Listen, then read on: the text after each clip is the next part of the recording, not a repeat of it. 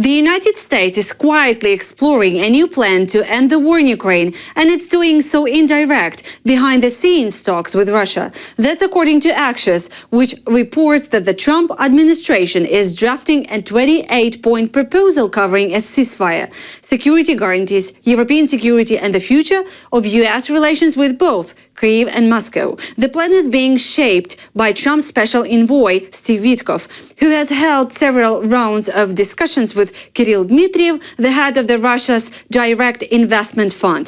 Dmitriev told Axios he met Witkoff for 3 days in Miami and believes Russia's position is finally being heard.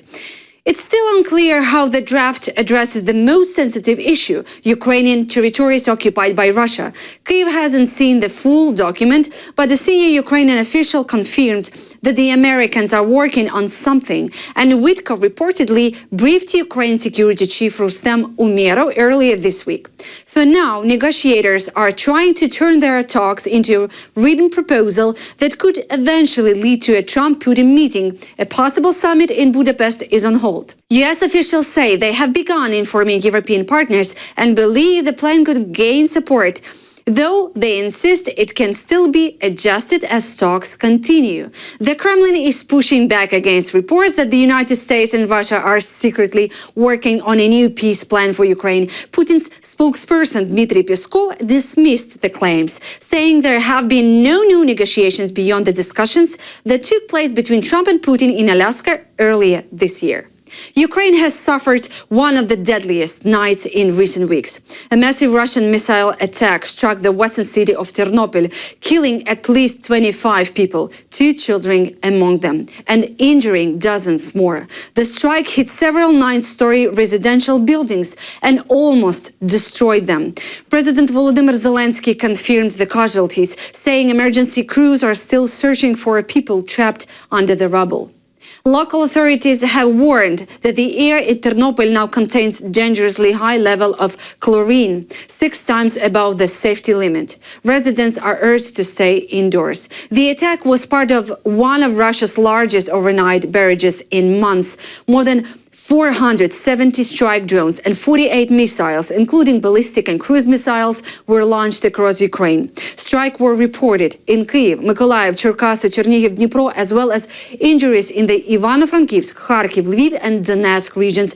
Ternopil, a city far from the front line, is now dealing with the consequences of yet another brutal night of Russia's war. The United States has quietly sent one of its highest-level military delegations to Kyiv. According to Politico, U.S. Army Secretary Dan Driscoll and Army Chief of Staff General Randy George arrived in the Ukrainian capital for meetings with President Zelenskyy, senior military commanders and lawmakers. It is the most senior U.S. delegation to visit Ukraine since the early months of the Trump administration. The core purpose of the trip, insiders say, is to draw Ukraine more directly into discussions about a potential framework for future peace talks with Russia, talks that remain stalled but are now receiving renewed attention in Washington. Spain has announced one of its largest aid packages for Ukraine to date, totaling 170 million euros in new military and reconstruction support. Prime Minister Pedro Sanchez unveiled the decision during President Zelensky's visit to Madrid. Most of the money will go directly towards strengthening Ukraine's air defense. Spain is preparing to send anti-air systems, anti-drone technology and other defensive equipment, and 100 million euros will be transferred for the US-led Prioritized Ukraine Requirements list, which speeds up the delivery of American weapons to the battlefield. On the reconstruction side, Spain is launching a new 200 million euro financial instrument to help rebuild critical infrastructure.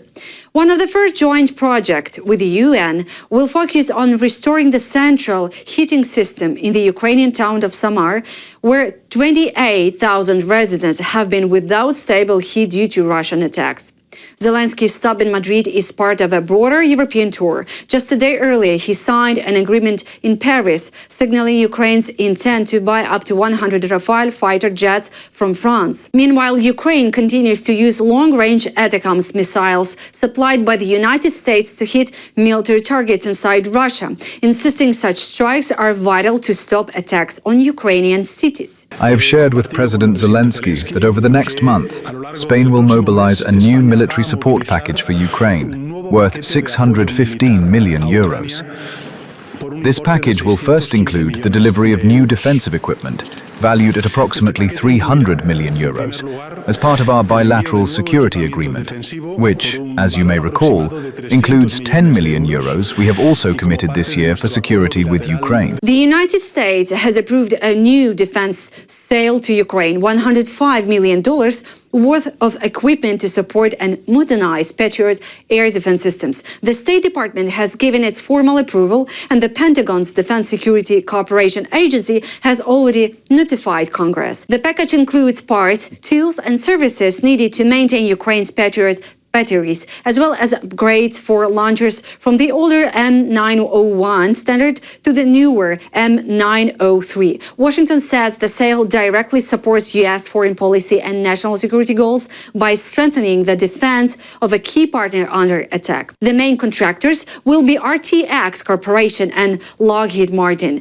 To carry out the deal, the U.S. plans to send about 5 government specialists and 15 company representatives to Europe for up to a month to support training and technical work. Officials stress the sale will not affect U.S. military readiness. Britain is preparing for one of the biggest shifts in its defense policy in a generation. According to The Times, the UK will restart large-scale production of explosives, rocket fuel, and ignition systems, something it hasn't done at this volume for decades. The reason is simple. London wants to end its dependence on the United States for critical munitions, especially as concerns grow about a potential reduction in U.S. military support for Europe under President Trump.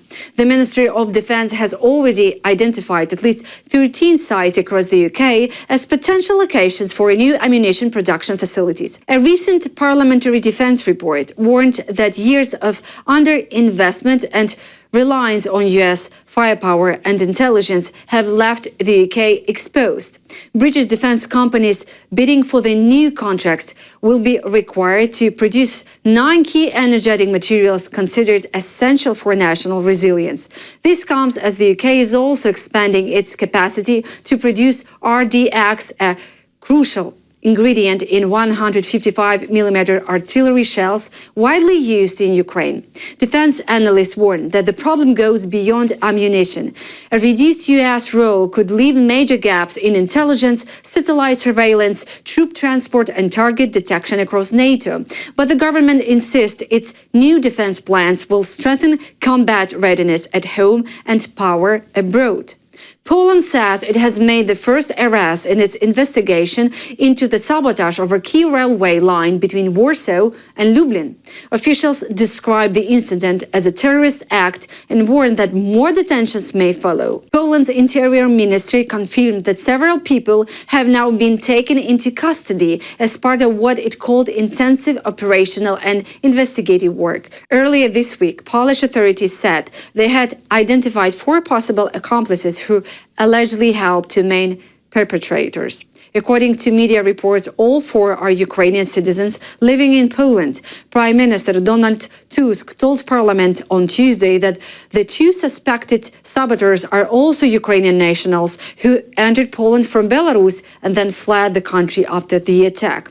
Warsaw is now seeking their arrest and extradition. In response, Poland has moved to close Russia's last remaining consulate in Gdansk, pointing to the growing threat of Russian intelligence operations in the region. Ukraine's foreign ministry has stressed that Russia deliberately recruits people holding Ukrainian passports to carry out such acts, aiming to destabilize Poland and damage Kyiv's reputation. That's all for now. For more content, please subscribe.